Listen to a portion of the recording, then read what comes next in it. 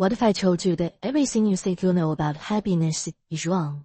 You know, the idea that you have to find it, that your past locks in your future, that your emotions just kinda happen to you. What if happiness wasn't something you had to achieve, but something you could just choose? That's a pretty big idea, right? So let's dive into it, using the incredible concepts from the book, The Courage to be Decided. So, this is a really bold claim at the heart of everything we're talking about. And I get it. It probably sounds totally absurd. I mean, life feels complicated, it's messy, it's often really, really hard.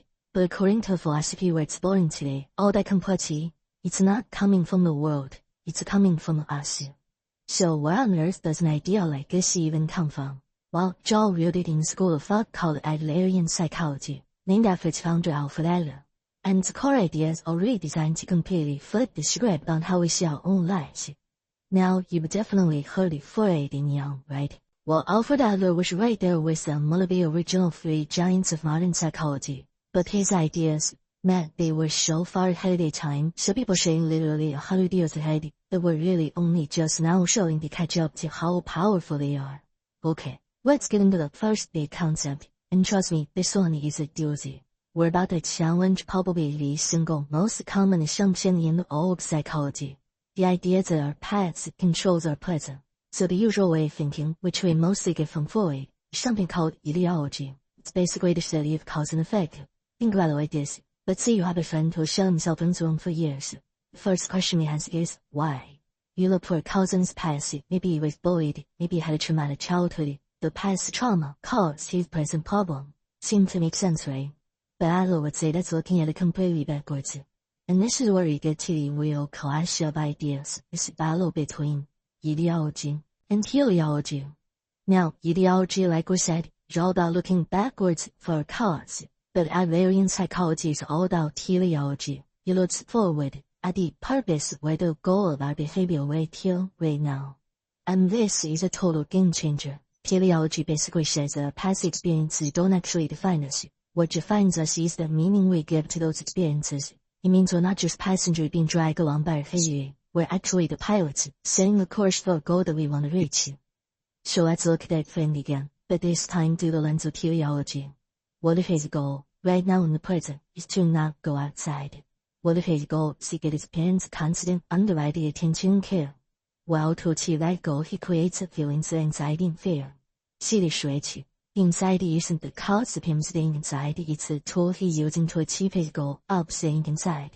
And just listen to how Adler himself puts it. It's so powerful. We are not just these passive victims of our own history. No. We are the active creators of our reality. And we use the raw material of our experiences to build a life that serves whatever our current purpose is. Bottom line, we're in the driver's seat. Okay, so let's take this to the next level. If our past doesn't control us, what about our emotions? I mean, surely they just happen, right? They're spontaneous, we can't control them. Well, let's put that idea to the test. And I can hear you thinking it right now. Okay, fine, but what about something powerful like anger? You know, when someone cuts you off in traffic or a waiter spills coffee all over you. That flash of rage feels instant, it feels automatic, it feels like you had absolutely no choice in the matter. But, did you? So imagine a scene from the book. You're at a nice cafe, wearing your best jacket, and a waiter accidentally trips and spills an entire latte all over you. You just erupt, right? You're yelling at him. Now, the common belief here is that the event of the spilled coffee caused your anger. You're just a knee-jerk reaction. But here comes Adler's completely counterintuitive take. He would say you didn't fly into a rage. You chose to use anger. You actually fabricated like a tool to achieve a very specific goal. So what was the goal in that moment? Simple. It was to intimidate the waiter and make him submit to your will. Fast. Anger is just a form of communication. It's a shortcut to get power in a situation when you can't be bothered to use calm, logical words. It's not an impulse. It's a strategy. And if you need proof, just think about this perfect example. A mother is screaming at her door. The phone rings. She picks it up and in this perfectly sweet, polite voice says, "Oh, hello." She ends the conversation, hangs up, and immediately goes right back to screaming. They show you clear as day. The anger isn't some uncontrollable flood. It's a tool. You can pick it up and put it down whenever you want. So, If we can choose our actions, and we can even choose our emotions, what does that mean for how we deal with other people? Well, this brings us to the next huge mental shift, learning to see life not as a competition, but as a collaboration. You basically have two ways to see the world. There's a competition mindset where everyone around you is an enemy, a rival. Their success feels like your failure.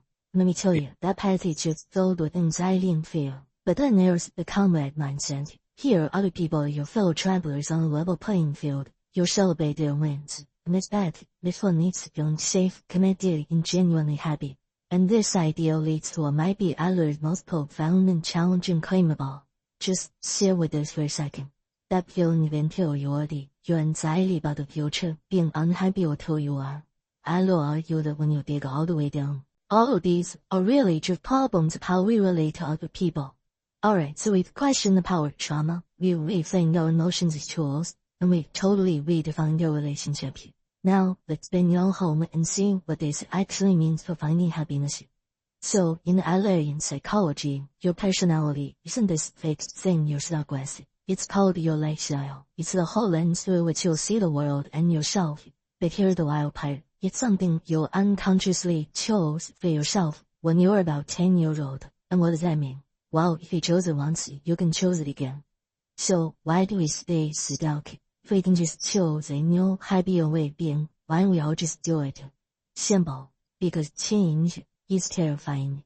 Sitting with the person you are right now, even if you're unhappy, even if it's not working, it feels familiar, it feels safe, you know how to deal with it. Choosing to be a new you means stepping out into the complete unknown, and that takes an incredible amount of courage. And this, right here, is the ultimate conclusion of this whole philosophy. Your unhappiness isn't because of your past, or your situation, or because you're not good enough. It is quite simply because you lack courage.